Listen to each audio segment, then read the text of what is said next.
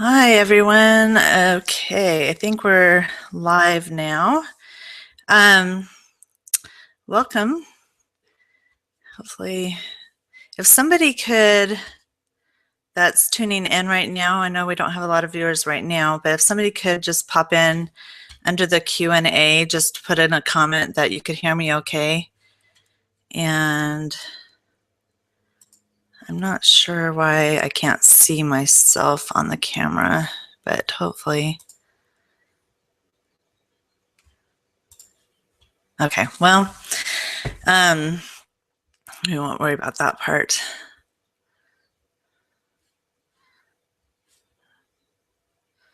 Let's see.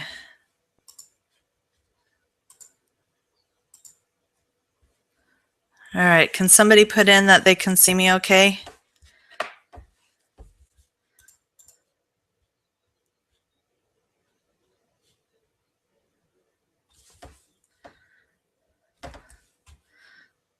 Let's see. Oh, good. Okay, video, no. Okay, thanks, Debbie.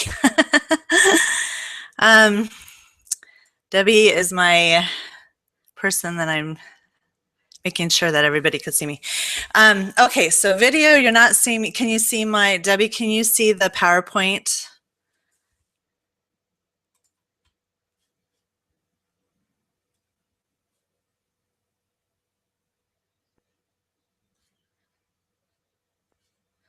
Because that's what's important right now.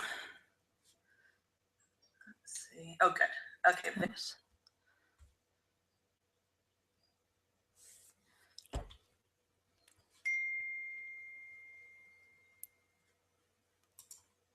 Sorry about this, guys. This is my first time doing a Google Plus thing.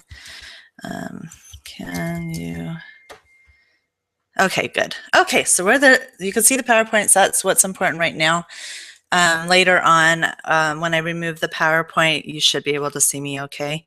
So we're going to go ahead and get started because I'm an on-time type of person. So here we go. First, I wanted to thank everyone for coming and thank Joy Tunes for asking me to present. When I was asked to present for them, they asked what I wanted to present on, and I thought, well, I know a lot of teachers are curious about starting a music tech lab. They might have not started that in their studio yet, and they wanted to, they're curious about it. And this is something I've been doing for almost 20 years now, and it's really benefited my studio, so I thought this might be a good topic to share with everyone. And I have it's really the ins and outs of starting a music tech lab. So we're gonna go ahead and get started. All right. Okay, so first, technology does not have to be complicated. That's, I think, when teachers think of technology, the first thing they think is, oh no, it's gonna be too complicated to deal with, especially during lessons. So it doesn't have to be complicated, and that's kind of what I'm going to go through in this presentation is showing you all the, oh good, people are, sorry, I'm getting a lot of distractions right now, so I'll just stay focused. But thank you for letting me know that you can see my slide right now. That's what's important.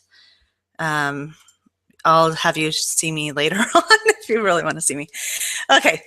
So first I want to go through the tools that you might want in your music tech lab.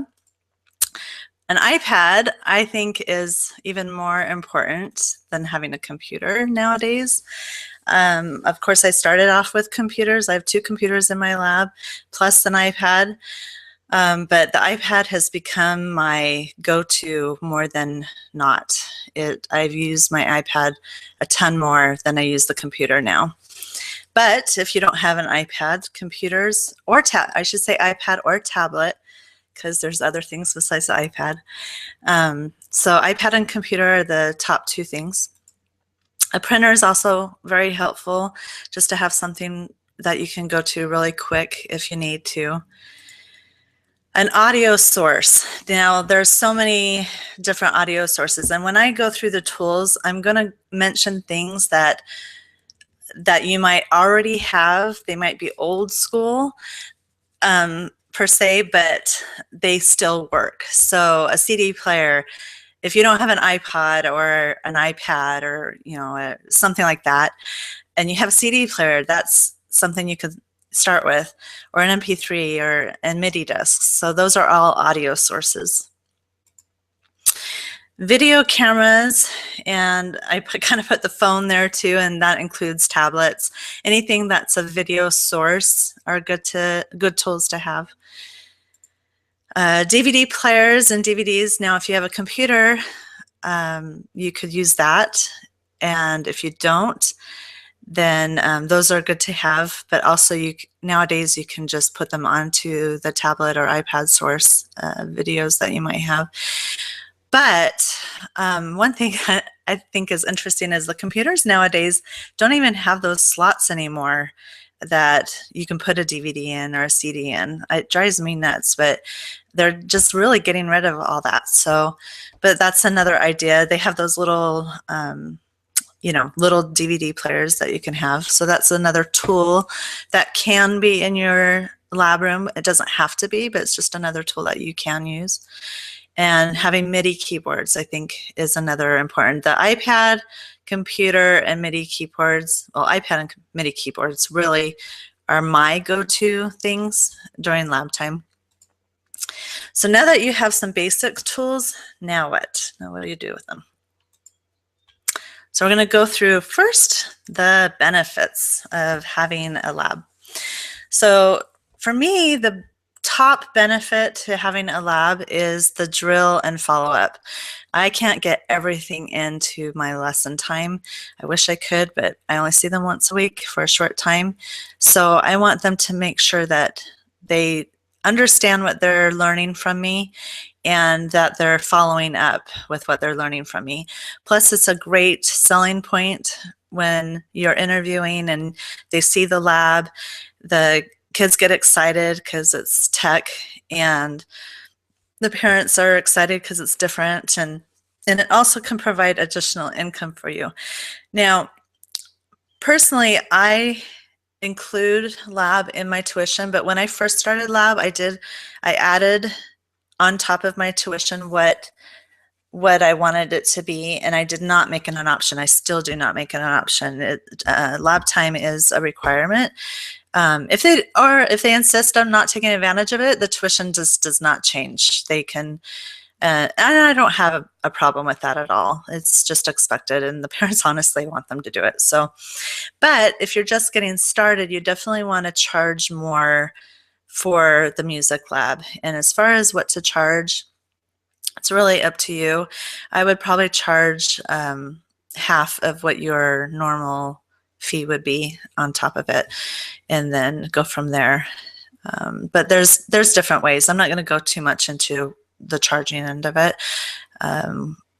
So, all right, setting up your lab. At the very bottom of this slide, I put pictures of what my lab room looks like, and I wanted to just note that my lab room has not always looked like that. It has been a process, and of course I've moved a couple times over the years, and so my first lab was in the same room that I was teaching in, and the second lab, even when I first moved into this house, we didn't have this room. This room is right outside of where I teach. It's just an office that had double doors. And thanks, Debbie. The audio is cutting out a little bit, so I'll get a little closer to my mic. It just had double doors, and I could see the kids right from where I'm teaching, which is really nice. You definitely want where you could see them. And I have two MIDI pianos in there. One's a Clavinova and one's a Yamaha keyboard. And I have a writing station that is just right here. You can see the iPad right there on that first picture. And then I'll take that iPad, and when we do things like Piano Maestro, I'll hook that up to the Clavinova.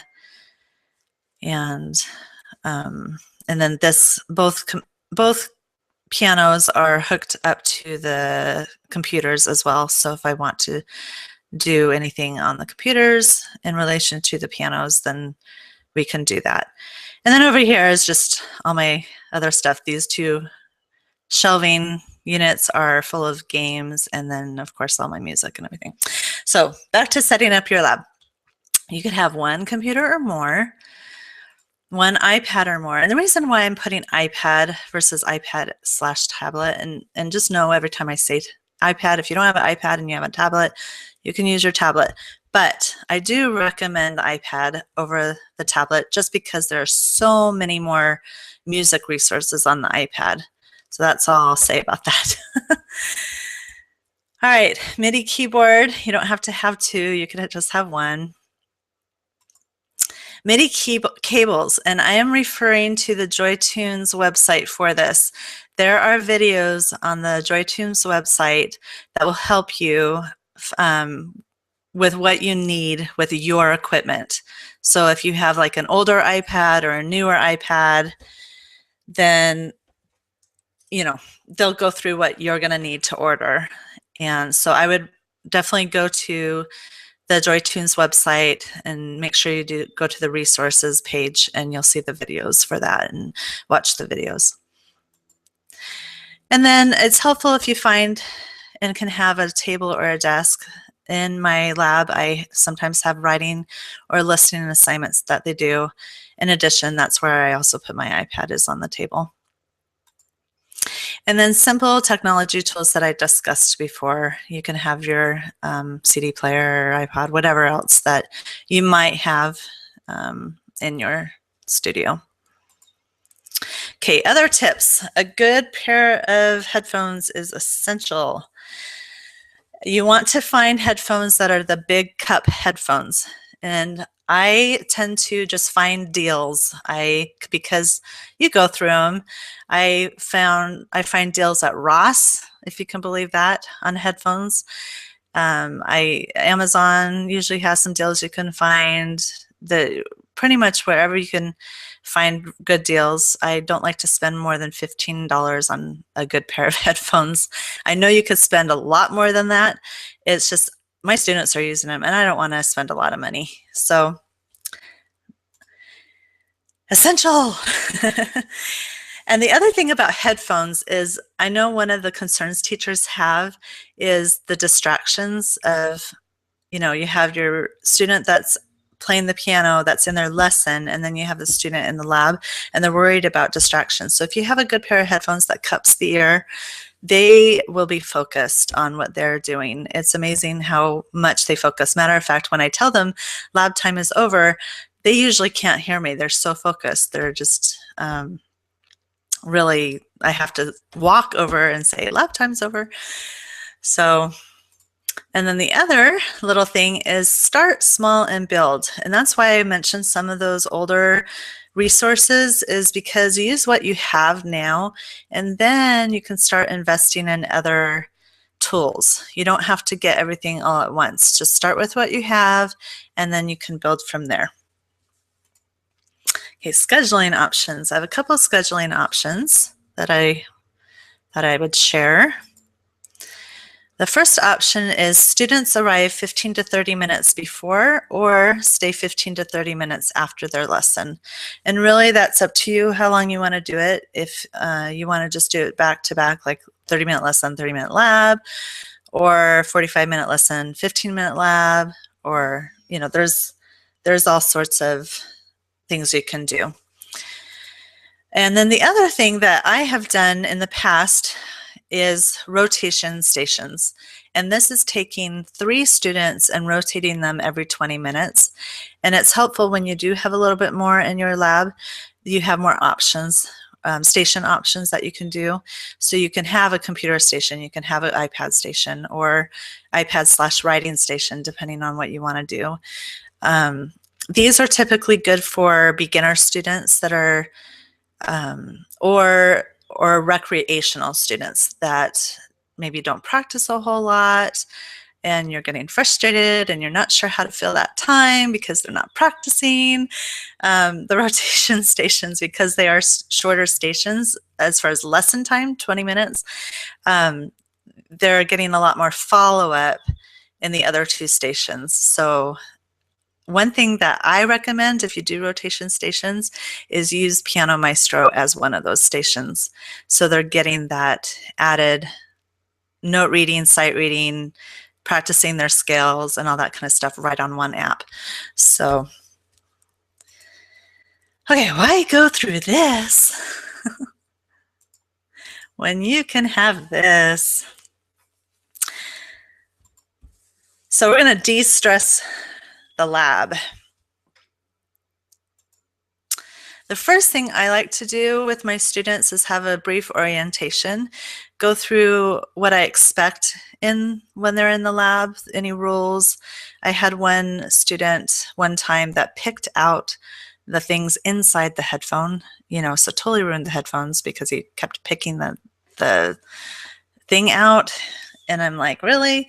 So that's not one of my rules. No food or drink, things like that. Stay on task. There are consequences if they don't stay on task. They lose rights of being on whatever if they're going into something that they shouldn't be going into. However, a little note on that is on my iPad, I only have music apps. So if they don't stay on task, they're on another music app. So they're still on something that's relevant. Even though they should be on something else, I kind of, tell them, hey, you need to stay with what we're doing. But at least they're not, doing something they're totally not supposed to do. That's not good. And then computer time, that's a little bit harder to deal with as far as that goes. But again, it's good to have a visual of your students in lab so you can see if they're getting off task. Okay, the student log, it's a good thing to kind of sometimes have them log what they're doing. I've had logs that they just write down what they're, what they're doing that day and how they did, their scores, etc. And I'll talk a little bit more about that later on.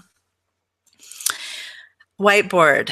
If you have a whiteboard in your lab, this is really helpful because what I do is I write the lab assignment on my whiteboard. So when the students walk in, they look at the whiteboard and then they go to their lab. This is especially helpful when the students are having their lab time first and they're coming in during another student's lesson.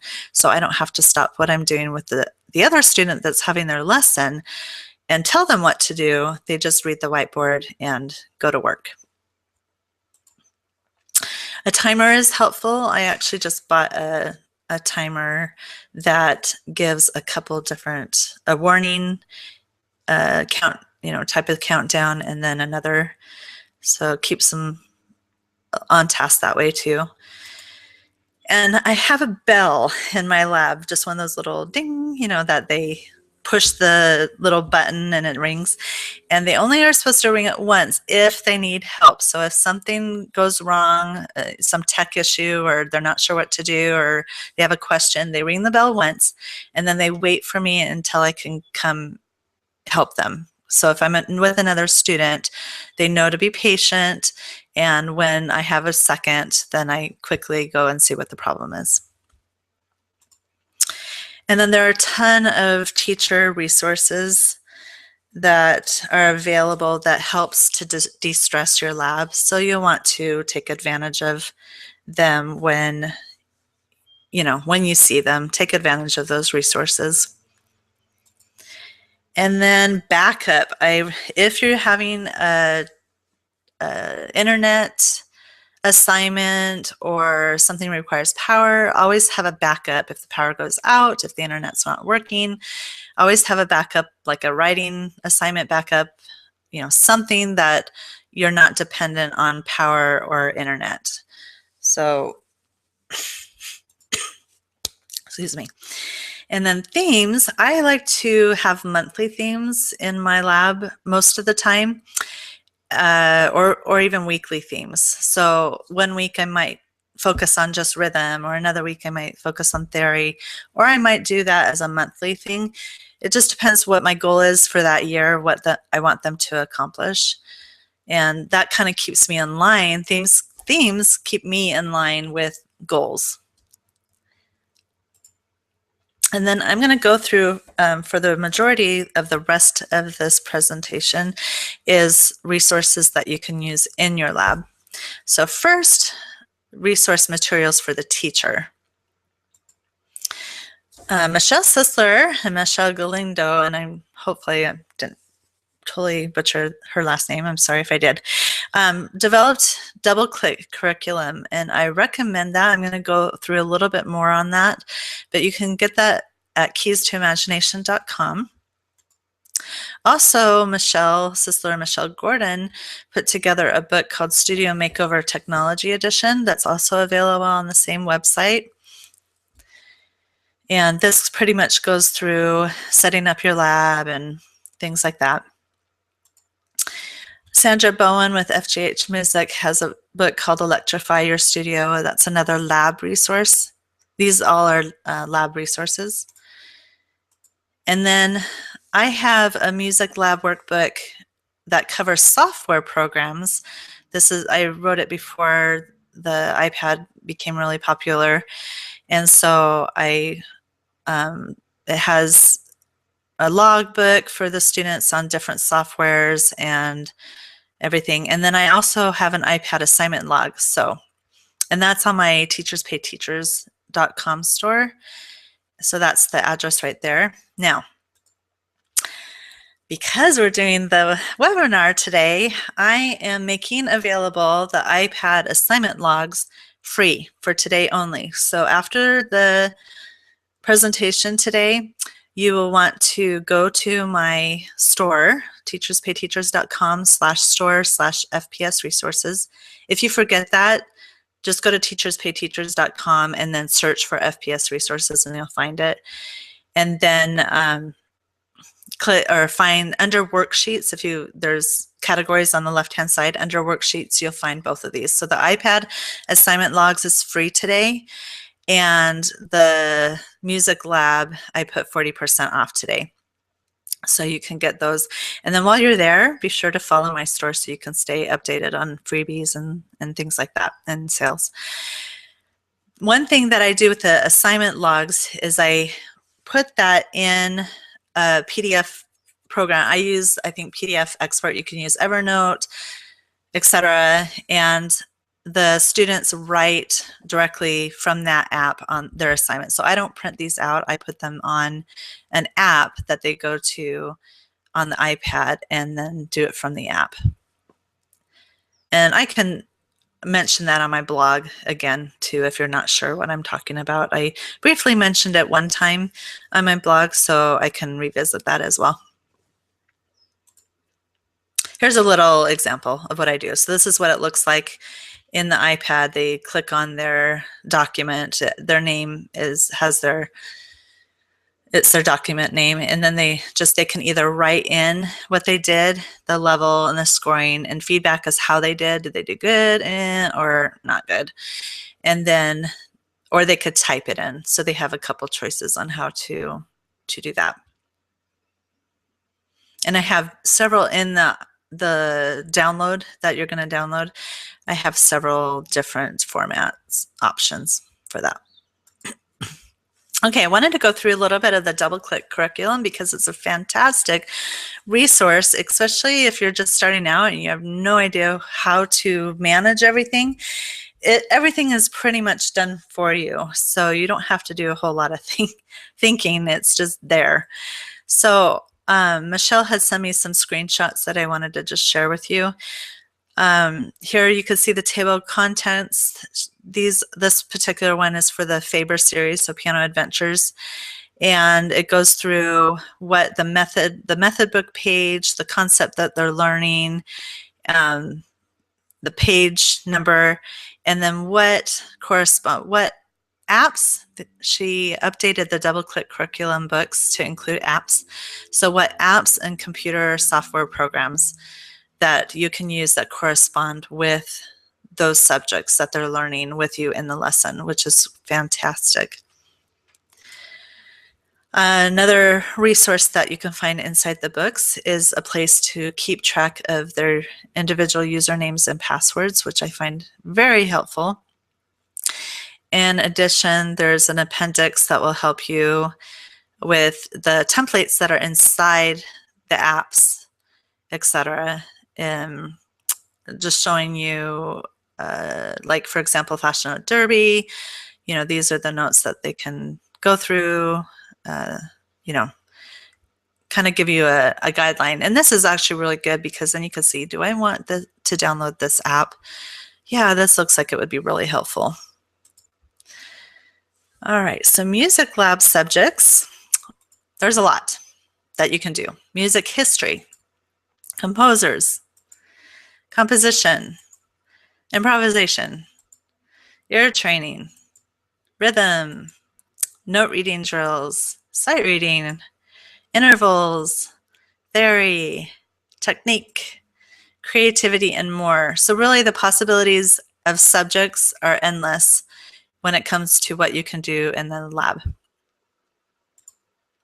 If only money grew on trees. Lab activities do not have to be expensive. So I am going to go through, and I'm going to have to switch my sharing for a minute because I'm going to go through some free internet resources first, and then I'll go through some inexpensive internet resources.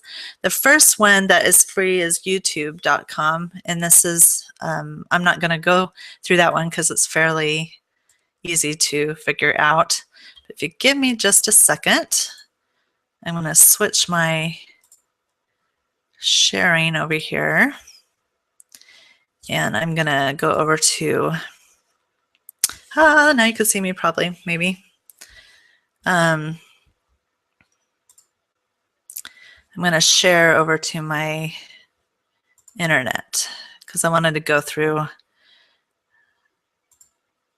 websites. Okay, so you should be able to see so Classics for Kids.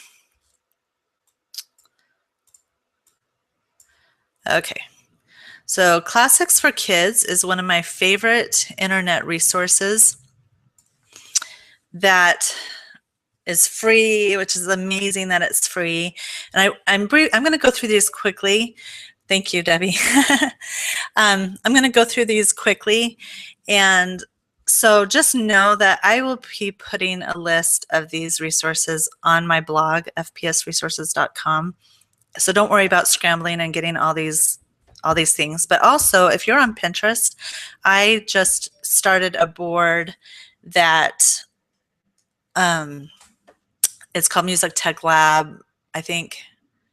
So something like that. Just look for Jennifer Foxx on Pinterest and look for that board, Music Tech Lab, I think is what I called it. And I put these resources in that, under that Pinterest area. So you can look for that. Okay, so Classics for Kids. So if you go to composers, maybe I've had this too long, up too long. Well, let's try this again. Classics. Okay, well, if you go to composers, it will list a bunch of different composers, and A through Z by country. It will have radio segments, which is basically like listening to a podcast, and they will have different resources that the kids could listen to. They can download, you can download worksheets that they can do with the podcast that they're doing. There's different things like that. I highly recommend using this as a resource. They also have, boy, I don't know what's up with Classics for Kids, but they also have resources composing your own music, Composer Time Machine, Note Names, Rock and Rhythm. They're just really basic games. So those are good resources to look for. And then if you go down to, let's see, for teachers right here, let's see if, boy, I guess they're having a, I'm going to go to a different, see if it will work for me over here. Nope. They're having an issue on their website, of course. Anyway, take the time and look at Classics for Kids because there's a ton of resources to do for that, and it's all free. So it's an awesome, awesome resources. Okay, the next one is musictechteacher.com. If you go to quizzes and go to quizzes and games, Look at all that. These are all quizzes and games that you can do, and they're free. So you can, let's see, Mighty Music Man. You have this little guy, and it kind of goes through the, okay, I'm not going to do it, but just, there are Flash games, so you'll want to make sure that you can have Flash. If you're viewing them on an iPad, you want to make sure you have a Flash app that you can view Flash stuff with. So that's Music Tech Teacher, and like I said, it's just crazy with the amount of teacher games and worksheets and quizzes that you can do with your students on this. DSOkids.com is a good resource as well. It has games. My favorite one to use is Beethoven's Baseball, where the kids pick 5 composers and they're answering questions, composer questions. And I tell them, if you don't know the answer, just guess, and then they're still learning because it shows them the correct answer. So I'm not totally concerned about if they're getting it right or wrong, because a lot of them they might not know, but they're learning just by playing the game. And then Time Machine is a music history game, Music Match, and so there's just a few games on that, but Beethoven's Baseball is a fun one. Okay, goodear.com. I know one of the things that teachers have asked is, what can I use with my intermediate students? And I tell you, it is hard to find apps and resources, computer resources for intermediate students. There's so much for beginners and elementary, but not as much for intermediate. Well, Good Ear, pretty much you can use from beginner to intermediate. And this one, it shows you right here, it covers intervals, chords, scales, cadences, jazz chords, note location, and perfect pitch. And this is all ear training. And it's basic, so it doesn't have any cartoons or anything, so the older kids would be just fine using it. Musictheory.net is another one. It has lessons, exercises, things like that that they can do.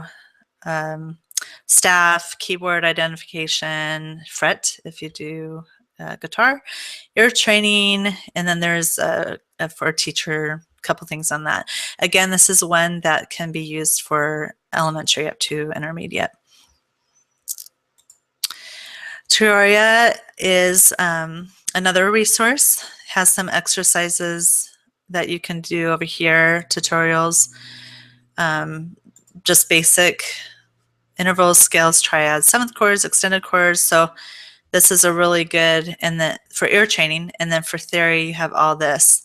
So again, good for up to intermediate level. So there are some, and these are free resources. eMusic Theory, if you go to free resources right here, you just click try the drills online. You can get more if you do subscribe. They have a subscription that you can do, but they do have some freebies that you can take advantage of. So that's how you find those. And that's eMusic Theory. And again, I'm going through these quickly, so don't worry, I'll link to them on the blog, and then of course Pinterest is there. Piano Pedagogy Plus has some interactive games that the students can do. Most of these freebies on the internet stuff is Flash, just to be aware of that. Music Teacher Games has different games that they can do: music symbols, guitar, lines and spaces, piano keys, rhythm, and ear training, and then some tests. So just kind of give you an idea what you're looking at here. Lines and spaces, kind of give you an overview of what the games look like. Rhythm and ear training. Oops, that one's not found. So that's that one. Quaver. Okay, Quaver's Marvelous World of Music. Excuse me. This is a fun website. The kids just, you'll need to set up an account. I just set up a general account. You can set up individual. accounts, but I just set up a studio account and just had my students just go into it and have fun. And they just explore, they go into the music room and explore and stuff. And many of the Quaver stuff is free on the website. Yes. Okay. The New York Phil Kids website has different games on here. This is the game room, so we have different things about instruments. So if you're wanting to concentrate on instruments or composers, music history, that type of thing, this is a good resource to look at. Downloadable, this is a free downloadable games that you can download, and it's happynote.com. So once you download it, you don't need to go to the website. You just download it and it's there on the computer. So this is not something that you can use on your iPad or tablet, but they have different games, note review games and ear training games that you could do.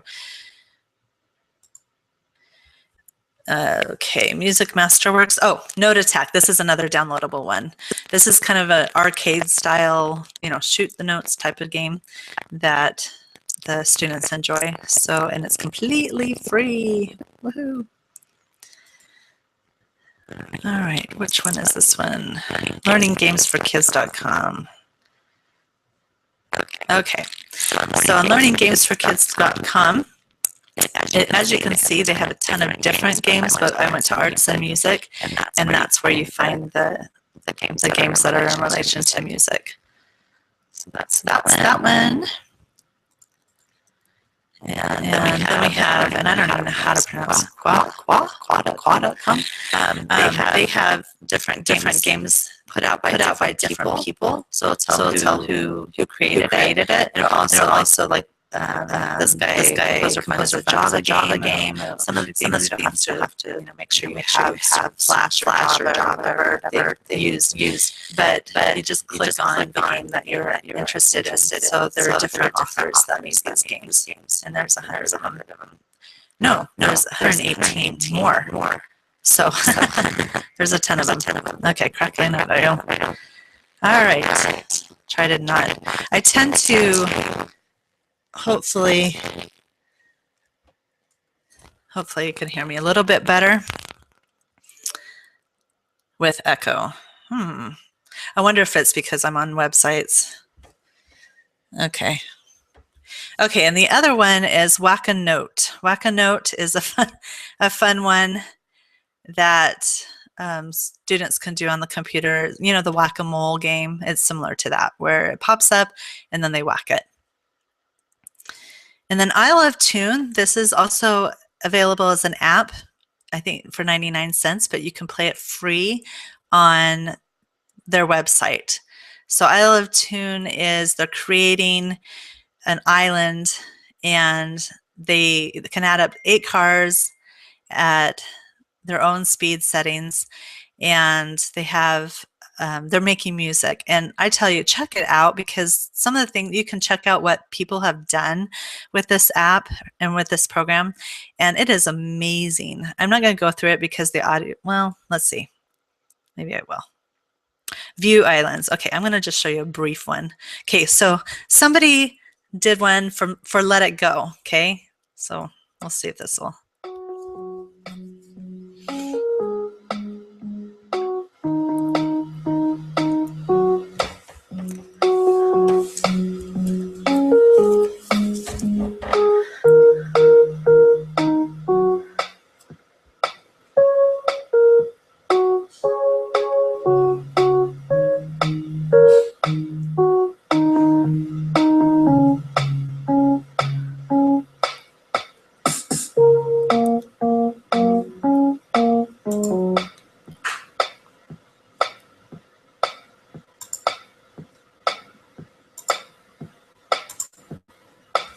Okay, so I'm going to take that off.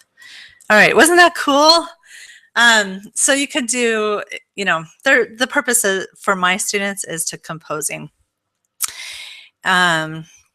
Okay, so I'm going to go back to my PowerPoint. So those were some of my favorite free internet resources.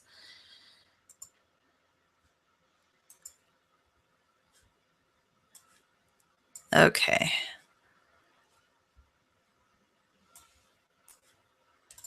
Okay.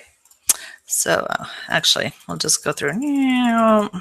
Those are what I went through. Okay, so now I'm going to go through software favorites. So, all right. So software favorites, we have Music Ace and Piano Ace. Piano Ace pretty much took a bunch of the Music Ace programs and put them into one. And Music Ace also, if you're doing it as a new thing, the I think it's Music Ace Deluxe that you have to do.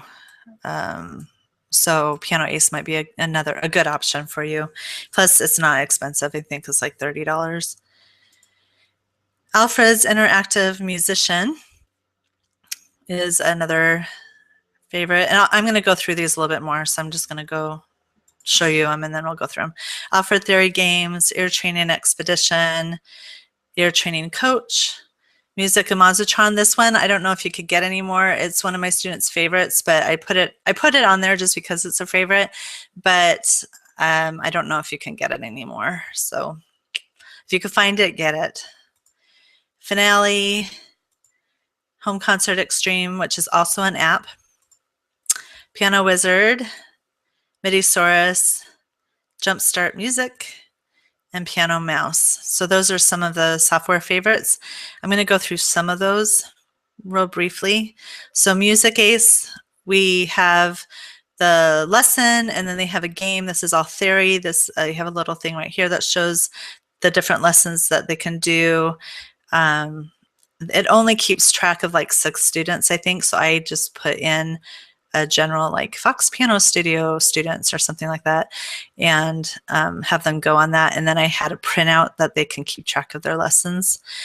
DoodlePad is just a fun little notation composition program. It's just real basic. They slide the notes up and down and make a little composition. I wish there was an app that was similar to DoodlePad.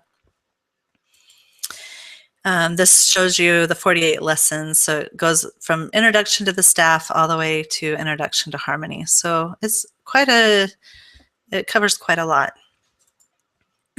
Alfred Interactive Musician. We have interval exercises. We have reading, rhythm exercises, and sight reading exercises that they can do on this program. And this one is also good for beginner to intermediate too, depending on where they're at, because it has quite a bit of levels. Ear Training Expedition, they have several different levels. So I wanted to kind of get an overview of what you're looking at. So part 1 is your elementary level. And this is just your basic high, middle, low, triads, harmonic and melodic intervals, understanding your major, second, third, sixth, and seventh, etc. And then understanding your minor intervals and major harmonic minor scales. So that's in the elementary level, which I think covers quite a bit. In your intermediate level, it covers inverted triads, major to augmented, recognizing major, minor, augmented, and diminished in the root position, exploring basic rhythm patterns, which includes up to 16th notes, and then circle of fifths. And again, this is all ear training, by the way, okay? And then part 3 is your advanced level. So you can see how much it goes up. So you have your scale degrees, the triads, exploring sevenths. You have the rhythms that are a little more complex than the other two, harmonic chords, and major, minor, and beyond, which includes chromatic, pentatonic, and whole tone. So it gets quite up there in ear training. Now this is Midisaurus. Now Midisaurus, if you can get your hands on the software, great. But I think now it's an online thing that you can subscribe to. Seems like that's where a lot of people are going nowadays, is the online thing. But so this screenshot is more the online resource, and it's so you can see what it covers. The nice thing about the online is you don't have to have all the different softwares, because they do have several Midisaurus softwares. So this is kind of everything's included in the online. So you have your composers and composition and keyboard, even recorder and notation and your basic concepts. And then pianomouse.com, again, a recent research led me to believe, I'm not sure if Piano Mouse is available anymore, so I'd be curious to if anybody knows if it is, because I couldn't find it as far as where it was available. So if you could get your hands on this, this is a good option for your smaller student, your beginners. But they do, in my research, I found out that they have lesson and activity books, which I was not aware of. All right, I already actually went through this live, so I'm gonna, oops, how do I get back? Okay, well, shoot. Okay, let's see if I can get this out and go back to where I was. I'm gonna back up real fast, sorry about that. Clicked a little too fast.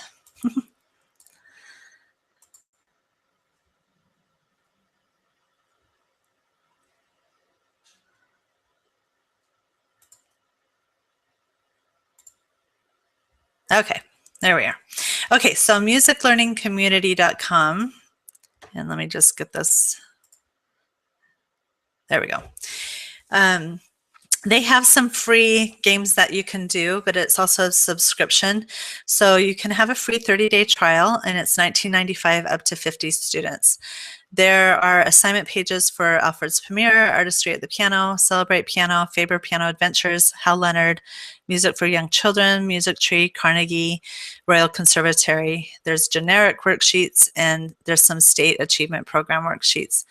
Also, I would recommend highly, if you subscribe to this, to have your students take advantage of the Lifetime Musician curriculum, because pretty much the assignments are done for you, for them.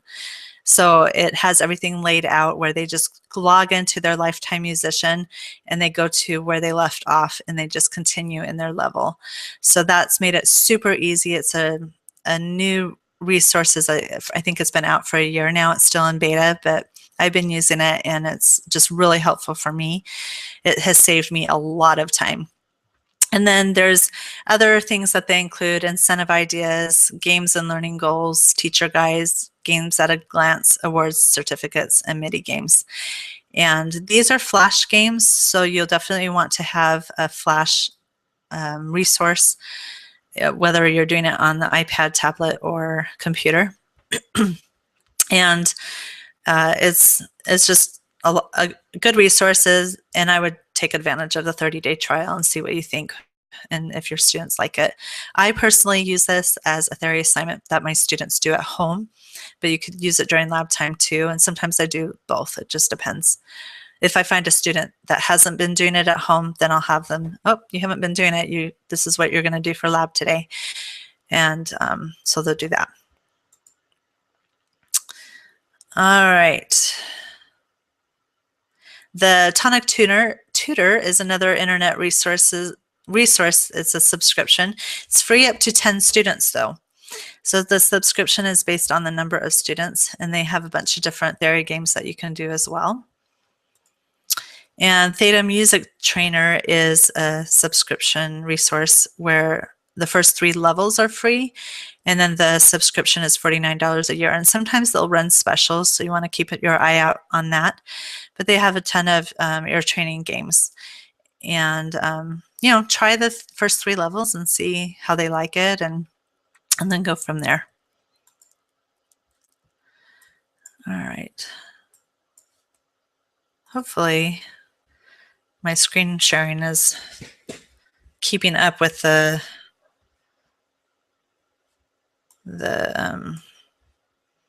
thing, because on my end it looks like it's behind.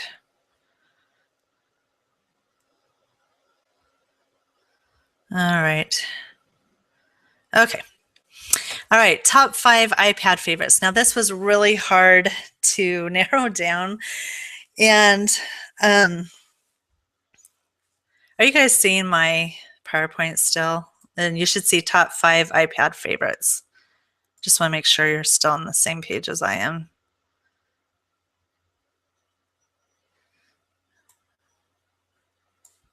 If anybody wants to let me know.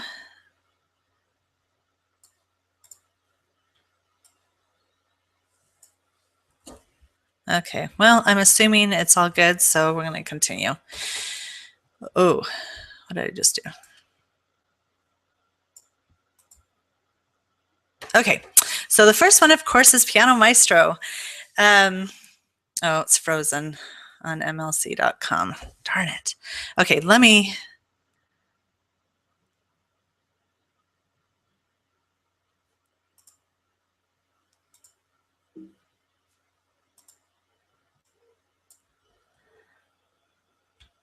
Okay, here that it's frozen, so I'm going to get out of my screen share for just a minute. And we're going to start, I'm going to start the PowerPoint up fresh.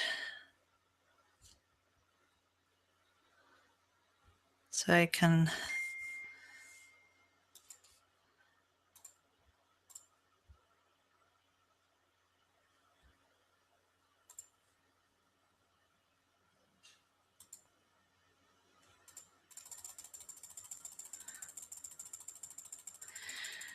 all right, sorry about this. All right, when it comes to tech, you know, you know how it is. Always have a backup. Okay, I just don't want it to get frozen again, so I'm going to do it this hard way.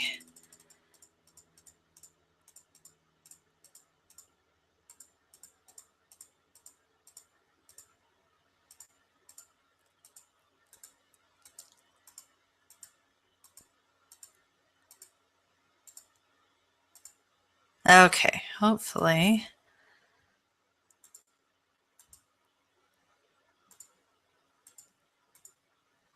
Almost there. Okay, so let me get that screen share going again.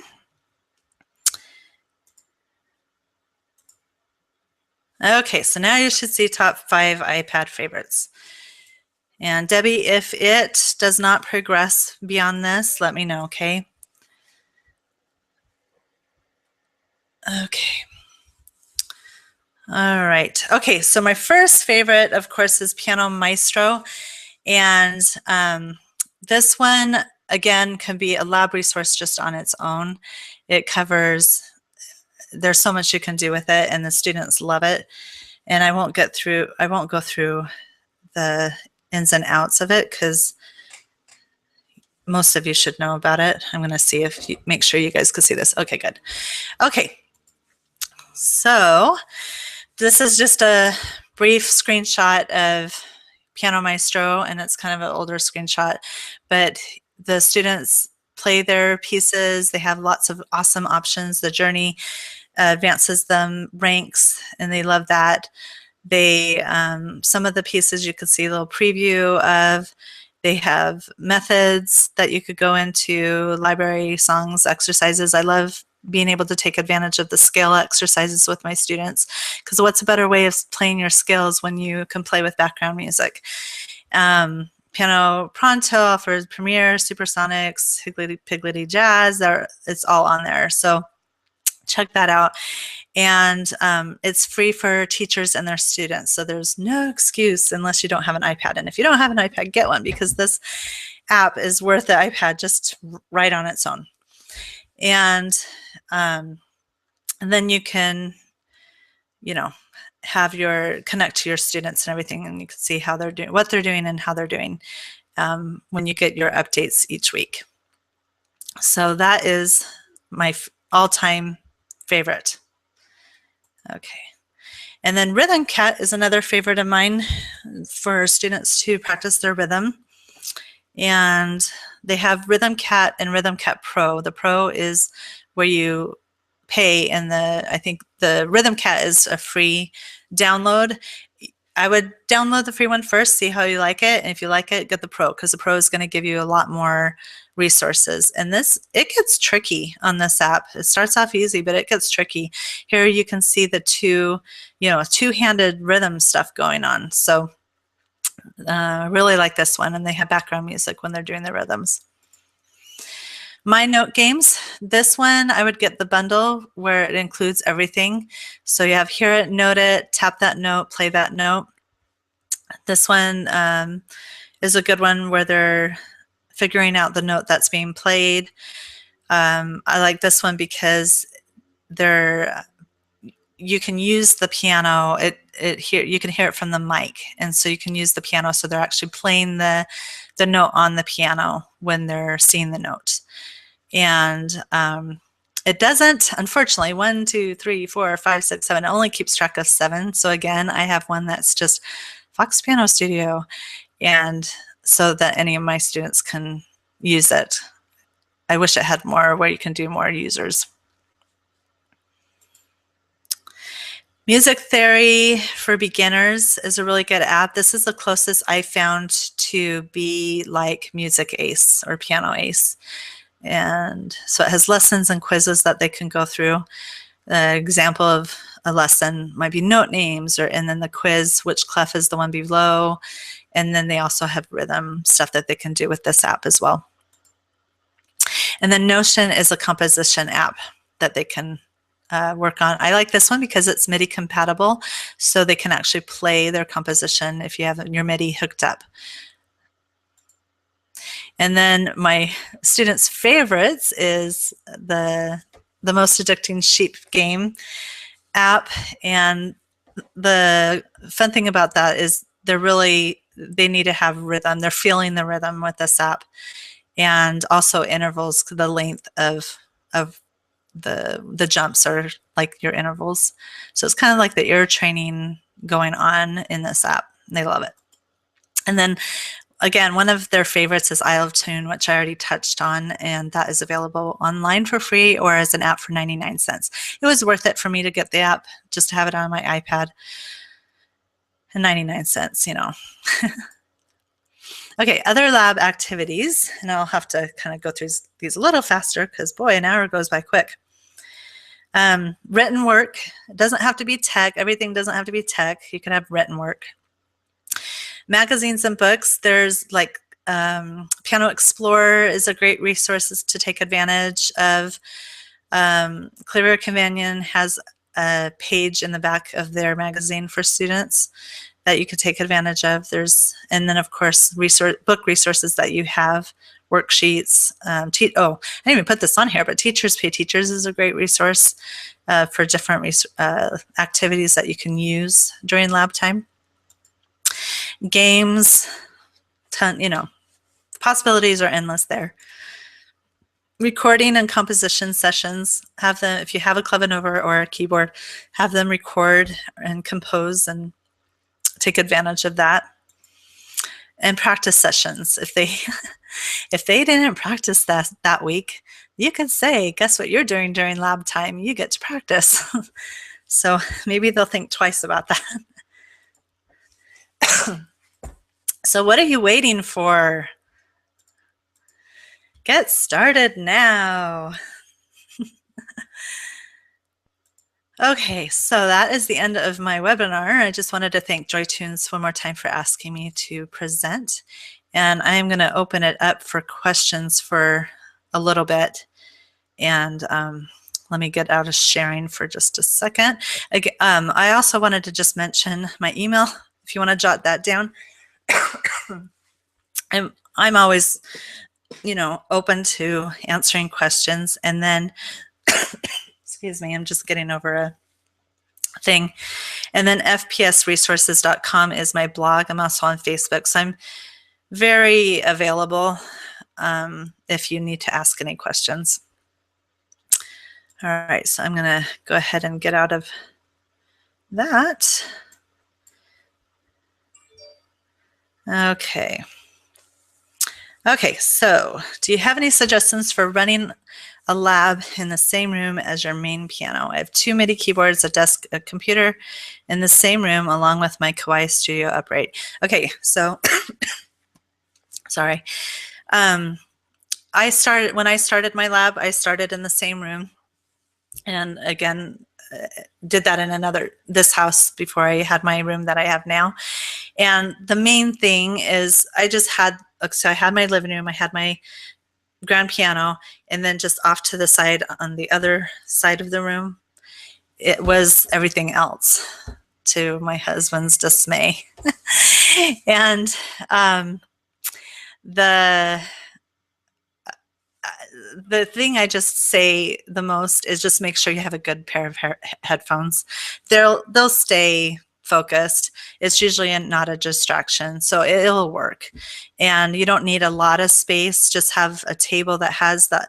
If you have an iPad, I don't know if you have an iPad, but if you do, that's your best thing with your limited space, is just have a table with an iPad, because then you can use it as a workstation as well, and then you can hook it up to the MIDI keyboards that you have as well. So it's very versatile.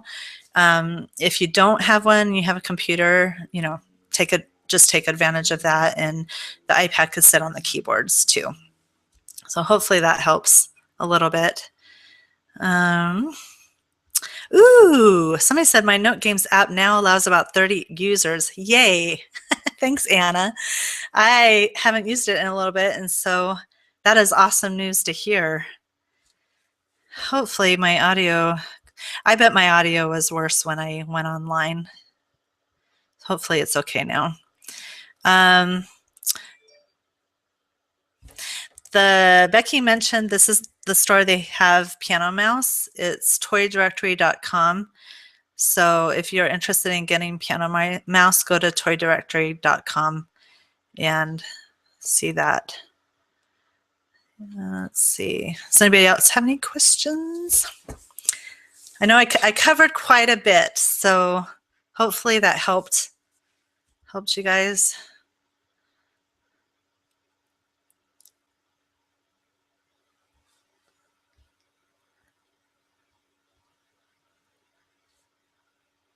Let's see.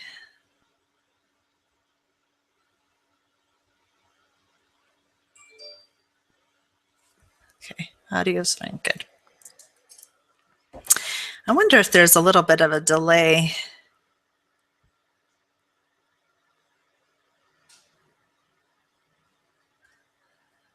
From when I am talking to when you see it.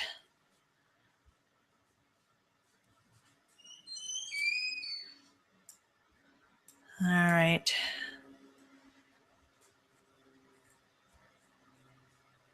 Let's see. Well, it looks like nobody has any questions, so that might be a good thing, because that means I covered quite a bit, right?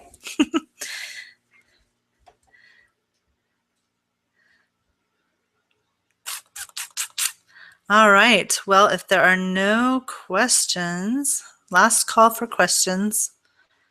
If there's none, then we're just going to end this webinar. Just make sure.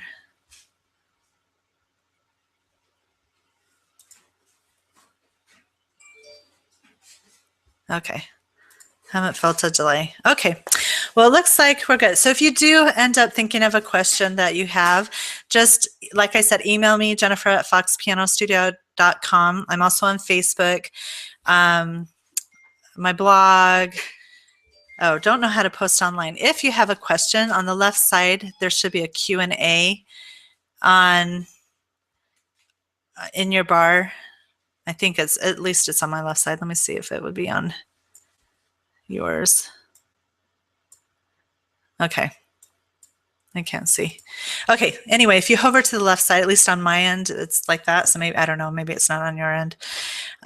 You can do a Q&A and then just type in your question. But I'm going to go ahead and just end.